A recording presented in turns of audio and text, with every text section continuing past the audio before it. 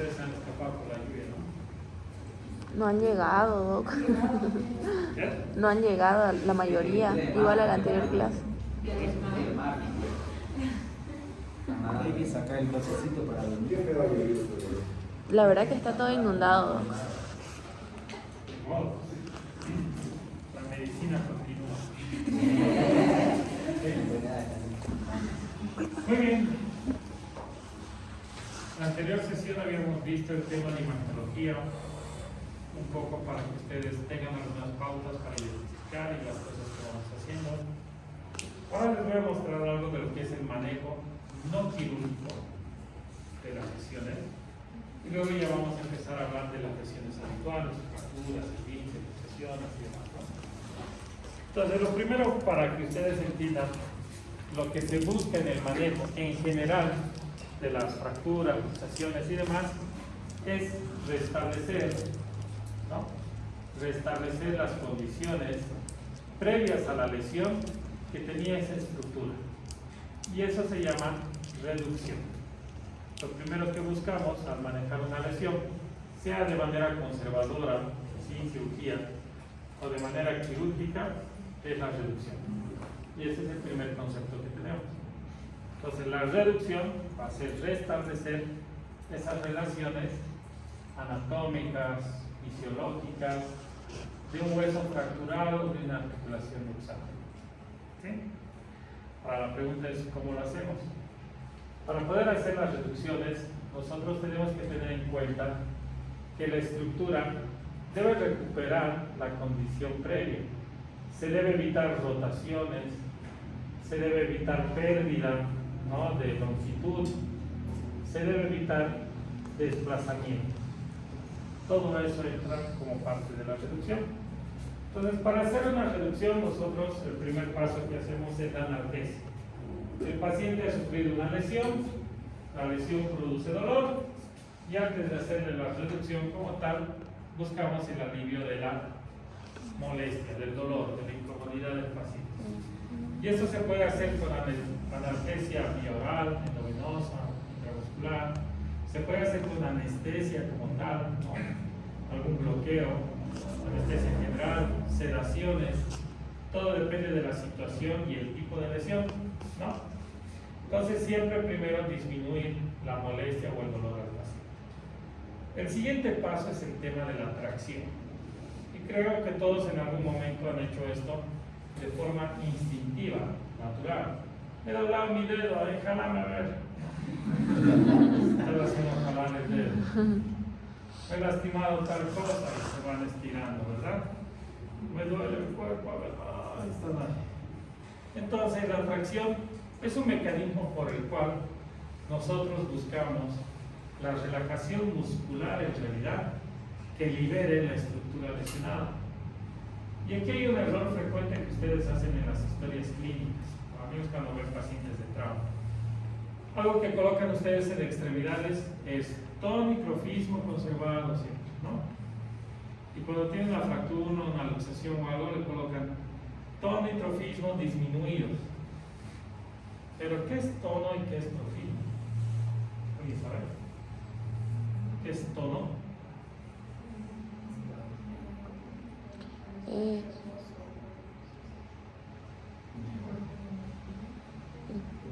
tono del músculo creo que es cuando ejerce una fuerza y como se contrae, más o menos así. El tono, o sea, qué tanto se contrae, qué tan duro se pone el músculo, digamos. Suena otra cosa. A fuerza. Cuando van al gimnasio y te dicen, ¿qué quieres hacer? Quiero tonificar mi cuerpo. ¿A qué se refiere? Endurar. ¿Qué? Hipertrofia. Eso sería trofismo, ¿no? Endurar. Pero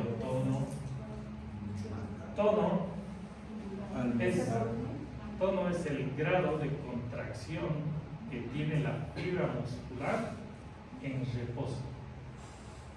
¿Sí? La palabra reposo igual es el grado de contracción que tiene el músculo cuando está en reposo. Cuando hay una fractura, habrá una disminución de este grado de contracción del músculo en reposo. ¿Sí? Cuando alguien viene y te quiere pegar, ¿qué hace así? ¿Qué estás haciendo? Contrae. Está poniendo duro, le está pegando a su pecho que no me duele, ¿no? Entonces, ¿ha aumentado la contracción o no? Sí. Eso mismo hace el músculo cuando te fracturas o te luxas, pues se contrae súbitamente para evitar el desplazamiento de los fragmentos, para inmovilizar la región de manera natural. Entonces, cuando hay una fractura o una luxación, más bien existe una hipertonía muscular. El músculo se queda contracturado, se queda duro, rígido, ¿no? Entonces, eso en las historias no cometan el error de ver fracturas, hay disminución del tono y trofismo, ¿no? ¿Qué es el trofismo? Lo que decías, hipertrofia. ¿Qué significa hipertrofia?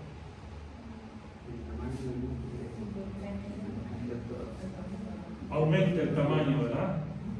Y cuando hay una fractura, no se hincha la zona. Entonces tampoco hay disminución del trofismo, hay un aumento del trofismo, ¿no? La zona tiene un aumento de volumen. Así se equivocan por copiar. Pero bueno, entonces, luego de dar la analgesia, que su objetivo principal es ir relajando el músculo para permitir después la reducción, se aplica la tracción y la contratracción, que más o menos ustedes serían estos, ¿no? Aquí está el paciente que tiene una lesión en el hombro, ¿no?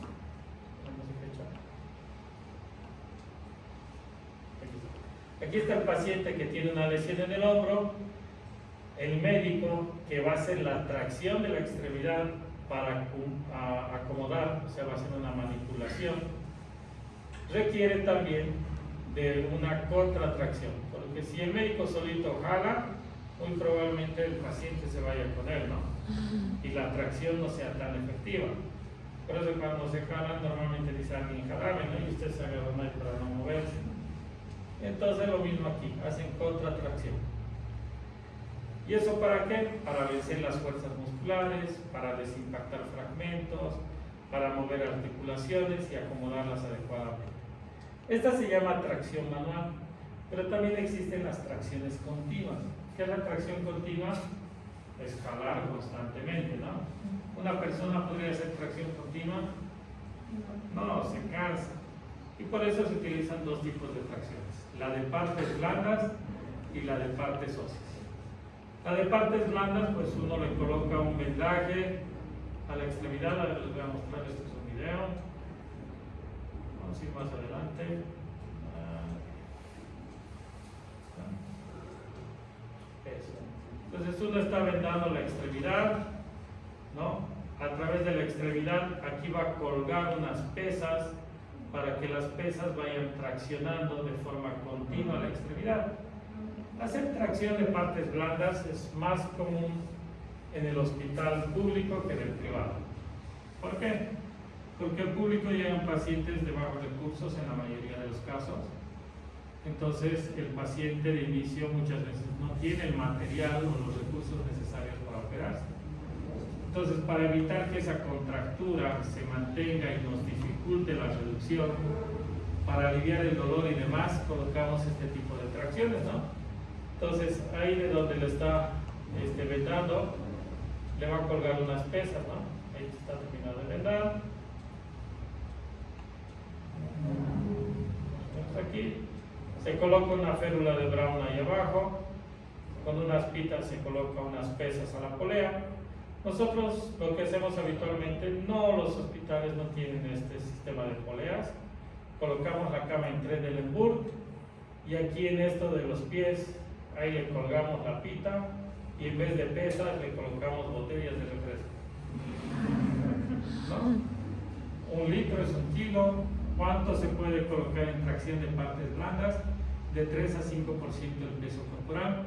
Si le colocamos más, puede producir una lesión dérmica, ¿no? Porque va a jalar demasiado la piel, puede despellejar al paciente, ¿no? Entonces eso, en el tema de la tracción, en la tracción Partes de blandas. partes blandas. Y luego tenemos la tracción, vamos a retroceder un poquito, la tracción transesquelética. ¿Cómo es la transesquelética? Agarramos un clavo y lo pasamos a través del hueso. Y de los extremos del clavo le colgamos una pesa o algo, ¿no? Y eso va a jalar directamente del hueso.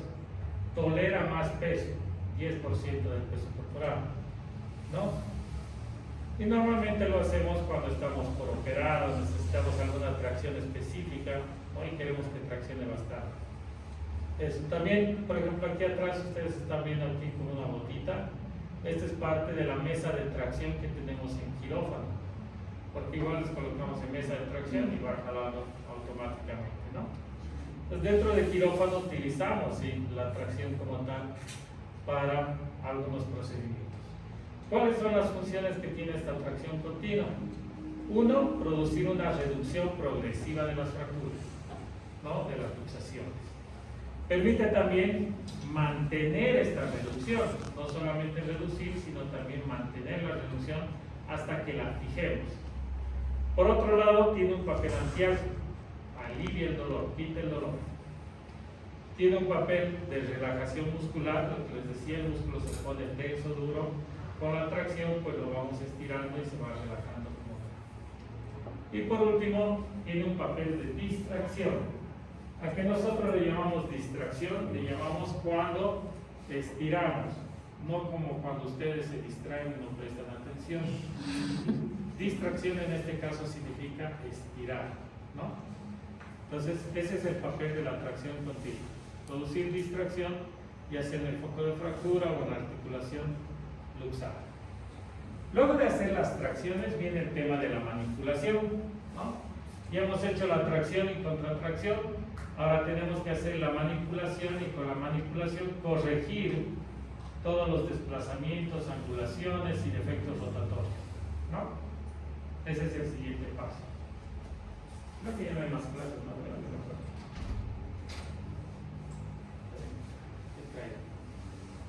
Ok.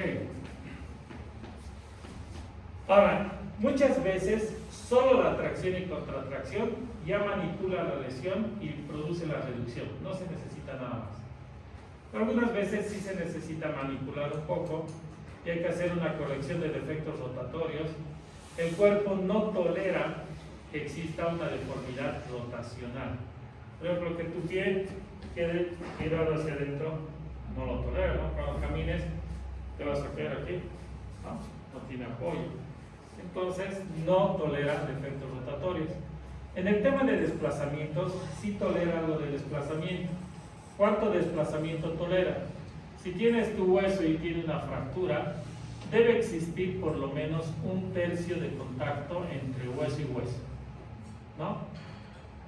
Ese es el mínimo de contacto que debe existir y que tolera el cuerpo. Si hay 2/3 de contacto, 3/3 de contacto, mejor, pero lo mínimo es 1/3 de contacto. ¿Listo? Y luego están las correcciones de las angulaciones, ¿no?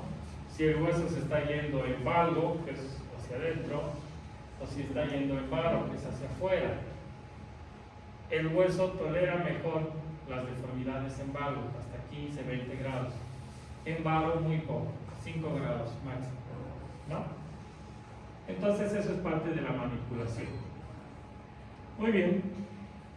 Luego de la manipulación tenemos la parte de la inmovilización, ¿no?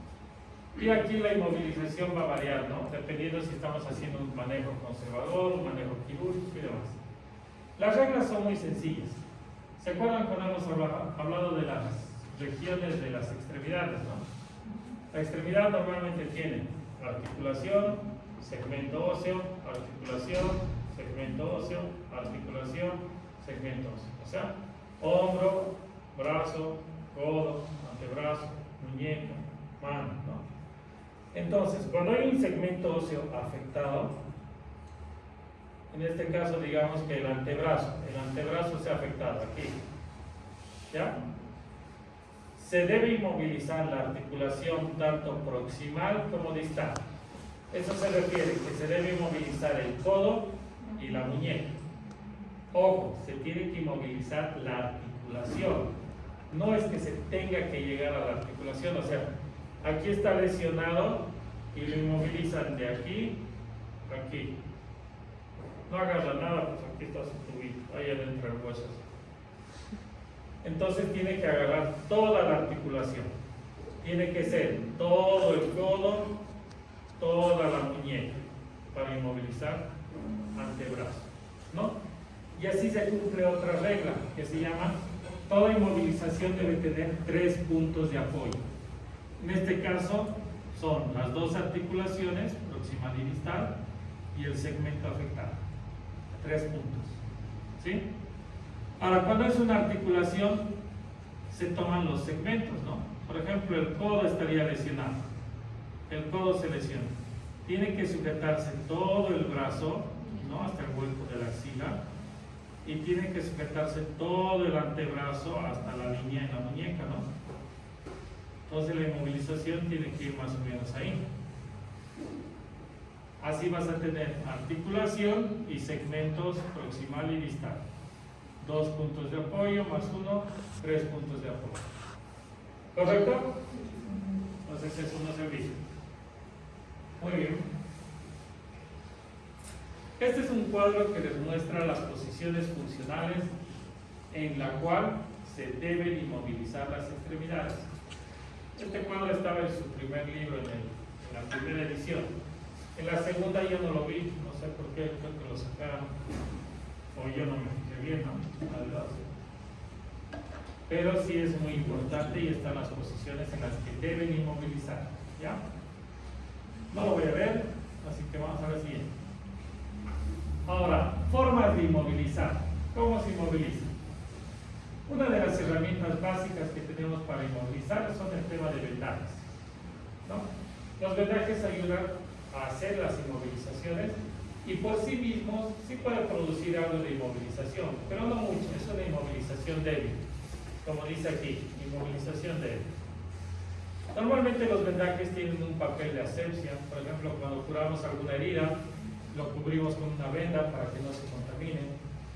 Un papel de hemostasia, cuando hay sangrado, pues hacemos un vendaje un poco más apreto para evitar la pérdida hemática. Tiene papel antiinflamatorio y analgésico, ¿no? Disminuye la hinchazón, permite aliviar el dolor temporalmente y también sirve como un medio de protección. ¿Protección a qué? Normalmente aparatos médicos. Por ejemplo, cuando a un niño le colocan una vía, un suero, el niño tiene tendencia a arrancárselo, ¿no? No sabe qué es, para qué sirve y le molesta. Entonces lo quiere sacar. Entonces, ¿qué se hace? Se venda, ¿no?, el suero del niño para que él no pueda arrancárselo, ¿no? Estudios, por ejemplo, cuando se hace un estudio Holter, ¿saben qué es un Holter? ¿No han llevado a cabo bien? El Holter es como hacer un electrocardiograma, pero por 24 horas, ¿no? Entonces, para colocar el aparatito, a veces con eso lo vendan, para que el aparatito no se caiga, ¿no?, y siga viviendo. Entonces, ese es un Holter. Ya van a ver eso. Es un estudio de 24 horas, es bastante tiempo, ¿no? Muy bien. Y luego tenemos el tema de los inmovilizadores ya rígidos. Estos sí realmente pueden llegar a inmovilizar. Y se puede utilizar en realidad cualquier objeto rígido para inmovilizar. Por ejemplo, aquí están utilizando una madera, aquí cartones, aquí el tradicional yeso. Incluso existen ya inmovilizadores prefabricados, ¿no? Algo importante que debes saber de los inmovilizadores rígidos, o sea, de la inmovilización con objetos rígidos, es que siempre se debe acolchar la inmovilización, ¿sí? El objeto rígido no debería estar en contacto directo con la piel, porque produce más dolor y molestia, ¿no? Entonces se debería, por ejemplo, aquí donde está la madera, se debería colocar algo de por medio para inmovilizar. ¿Qué colocan si no tienen algodones? Una polera. Una polera, calcetines, ropa, ¿no? Fácilmente. Un calcetín sacan, le cortan de un lado y ya tienen un guante, ¿no? Entonces, pues pueden colocar. Que hoy en día tienen calcetines más chiquitos que su mano, ¿no? Ok, esa es una forma. pero siempre se tiene que acolchar, ya sea cual sea. Y estos, bueno, ya vienen prefabricados. Y actualmente también se pueden fabricar, ¿no? Y ustedes tienen que aprender de tecnología. Hoy día existen muchas herramientas. Por ejemplo, yo fabrico esos inmovilizadores a pedido del cliente, ¿no? Son bastante sencillos, no nada complicado de hacerlo, pero pues es algo que ustedes tienen que aprender. Ustedes han nacido en la época de la tecnología. Ustedes se supone que saben manejar computadora perfectamente, celulares, ¿no? Pero tienen que desarrollar habilidades en el campo de la medicina, ¿no? No solo piratear streaming de televisión, no bajar libros pirata, que bajan y ni los leen, es lo peor, ¿no? Descargan y ahí está almacenado. Uy, sí tengo estos libros. ¿Cuál has leído? A ninguno, pero ahí está, por si acaso.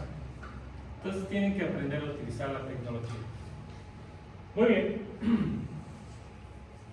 Esa es la parte de inmovilización como tal del manejo no quirúrgico. Y dentro del manejo quirúrgico también se inmoviliza, ¿no? Pero para inmovilizar dentro del manejo quirúrgico se utilizan materiales o dispositivos artificiales, habitualmente metálicos. A eso se llama osteosíntesis, ¿no? A la unión o estabilización de una fractura mediante estos objetos metálicos, ¿correcto? Ahora, estos objetos metálicos tienen que tener ciertas características para ser utilizados en nuestro cuerpo. Número 1, tienen que ser inertes. ¿Qué significa? No producir una reacción con nuestro organismo, ¿no? Tienen que ser inactivos. ¿A qué se refiere inactivos? No deben liberar sustancias que no sean tóxicas. Deben ser resistentes a la corrosión, lo que significa que no se deben oxidar porque van a estar en un medio húmedo. Y también tienen que ser resistentes a los esfuerzos mecánicos. El hueso cumple un papel mecánico importante. Cuando se rompe, pierde ese papel. Y este material tiene que ser capaz, ¿no?, de sustituir esa función temporalmente hasta que el hueso sane como debe ser, ¿no? Entonces, vean que los materiales deben cumplir varios requisitos para poder utilizarse, ¿no? Dentro de los materiales, aquí les muestro varios tipos de materiales de osteosíntesis, ¿sí? Tenemos materiales que se utilizan por fuera del cuerpo, se llaman extracorpóreos. Y tenemos materiales que se utilizan por dentro del cuerpo, se llaman intracorpóreos, ¿no? Dentro de los materiales extracorpóreos tenemos estos de aquí, los fijadores externos.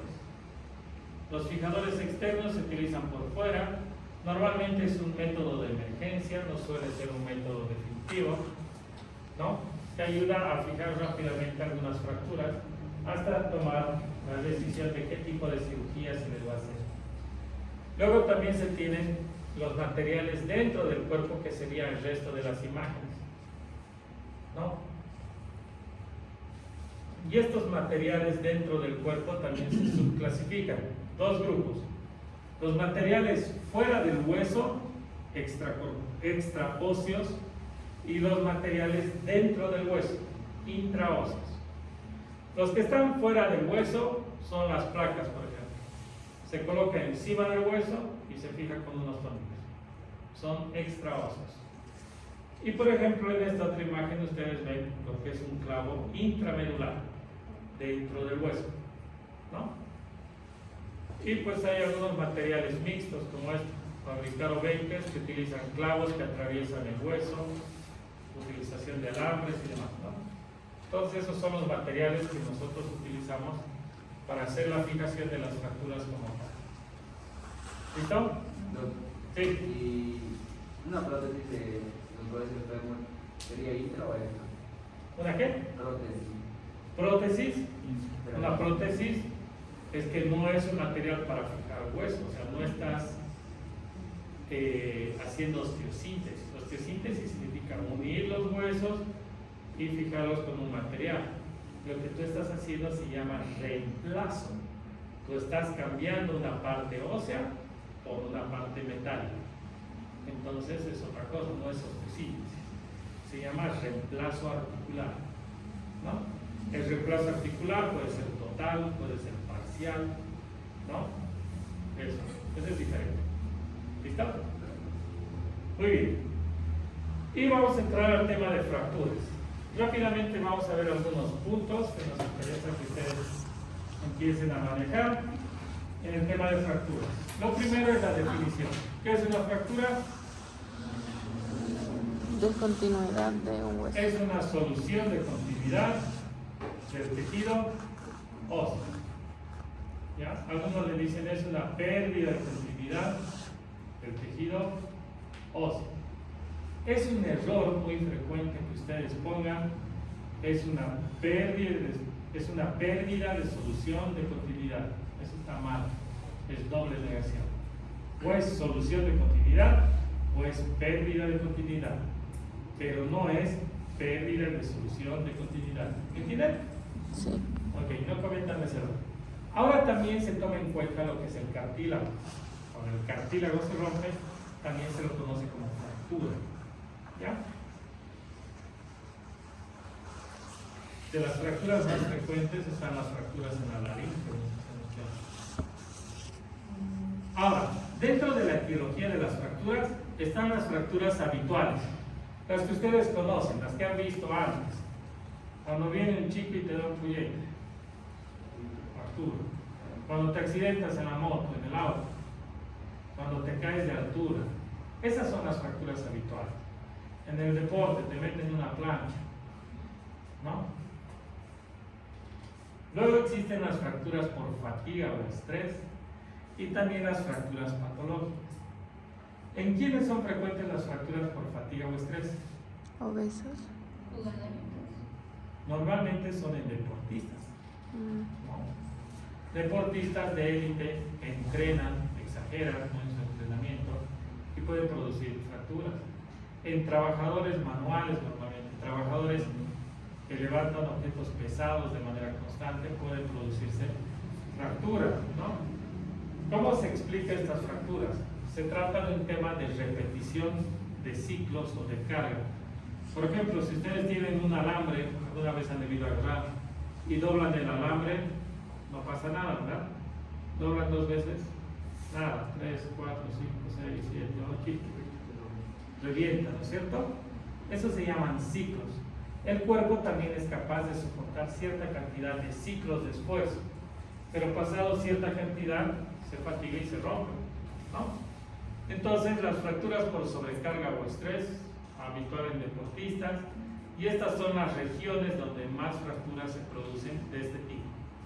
En el cuello del fémur, en la parte proximal de la tibia, en la región anterior de la diáfisis, en el maleolo interno de la tibia, el astrágalo que queda atrapado entre la tibia y el calcáneo, el escafoides tarsiano, y este es frecuente, el quinto metatarsiano, ¿no?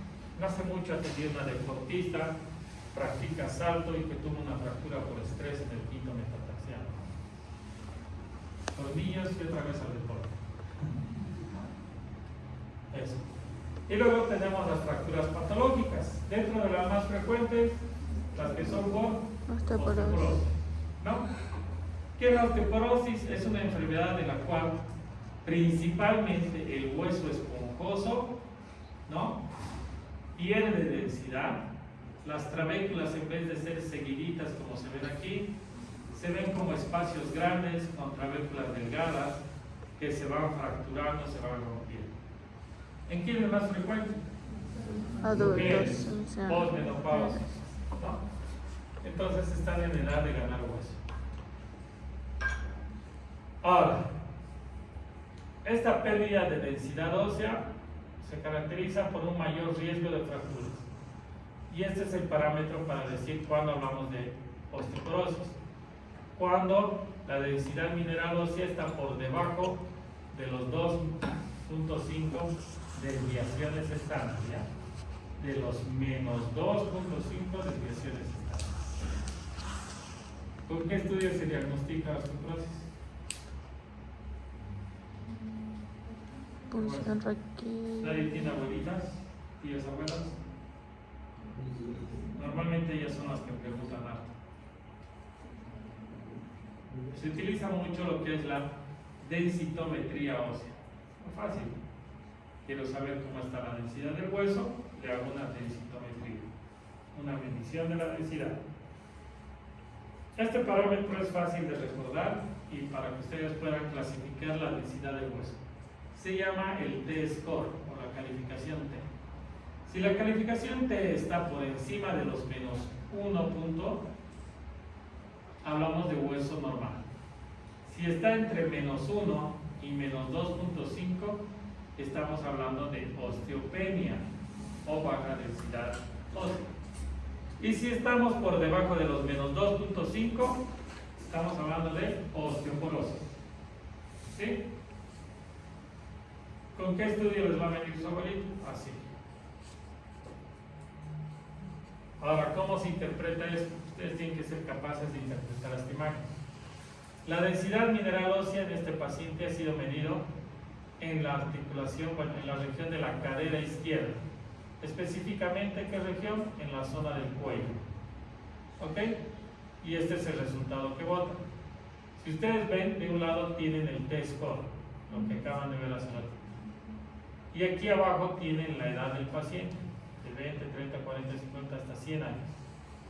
En base a estos parámetros, este paciente que está aquí, ¿qué edad y qué densidad mineral ósea tiene? 45 con densidad de 1, menos 1. Ya, entre 40 y 45. Con densidad de ¿Y menos cómo 1. está su T-score? Menos 1, entre 0 y menos 1. Entre 0 y menos 1, ¿verdad? Más o menos a la mitad.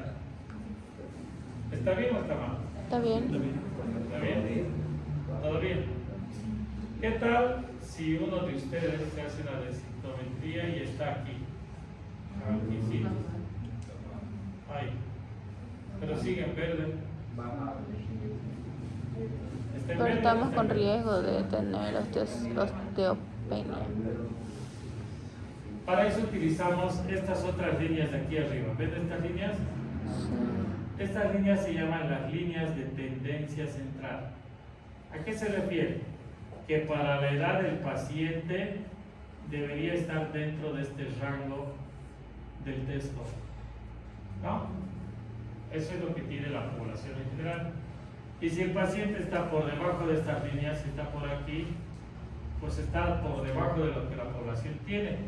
Y es muy probable que dentro de unos años pues ya esté aquí fácilmente una osteopenia y llegue a una osteoporosis severa. ¿Ya? Es muy importante esas líneas. Y aquí es donde se asustan las abuelitas. A la mayoría de las abuelitas les sale aquí, pues, ¿no? Pero tienen 70, 80, 90 años. Es normal que la densidad mineral ósea esté por esos niveles, ¿no? Entonces hay que calmarles y decirle, mira, el hueso sí está algo débil, pero las personas de tu edad tienen esa calidad de hueso. Entonces hay que cuidarte, hay que darte tus suplementos de calcio, ¿no? Para prevenir que pues, tengas una fractura. Pero no es algo que esté yendo mal, ¿no? Peor que de los demás. Está dentro de lo que está en la población general. ¿Cómo se maneja este tema? Ingesta de calcio es muy importante. ¿Cuándo? Desde ahora, señoritas, ya tienen que consumir calcio. Vitamina D. La vitamina D pura no sirve, tiene que estar activada, la D3. ¿Cómo se logra eso? 10-15 minutos de sol, ¿no? Así que salgan de sus cuevas, vayan al sol, transformen la vitamina D. Bueno, el ejercicio. Y aquí es donde la mayoría de las mujeres fallan, ¿no? Ustedes han visto esas entrevistas de astronautas que van a la órbita, satélites, se quedan ahí en el espacio. Cuando llegan a la Tierra, después de su misión, los bajan cargando, ¿verdad? Y les hacen exámenes de densidad de hueso. ¿Y cómo está su densidad de hueso? Bajas. ¿Por qué? El hueso requiere trabajo, requiere peso para mineralizarse. Si tú le das solo calcio y no le das trabajo, no se mineraliza. No es un órgano que si no le das peso, esfuerzo, se pierde. Entonces, chicas, tienen que empezar a hacer un trabajo con peso. Tienen que levantar pesado, obviamente sin lastimarse, ¿no? Pueden intercalar con los chicos. Un día me levanta él, un día le levanto yo. Pero tienen que hacer trabajo pesado también. Y eso es algo que las mujeres habitualmente no acostumbran, ¿no? Por un tema de, no sé, idea, costumbre, qué sea. Pero tienen que hacer ese tipo de trabajos. Y la función endocrina. Obviamente tienen que revisar que el metabolismo esté bien. Tiroides, cómo está, paratiroides, cómo están. A veces son problemas de metabolismo, la causa de por qué el hueso no puede ser un hueso duro, un hueso resistente. ¿Listo? Sí. Sí.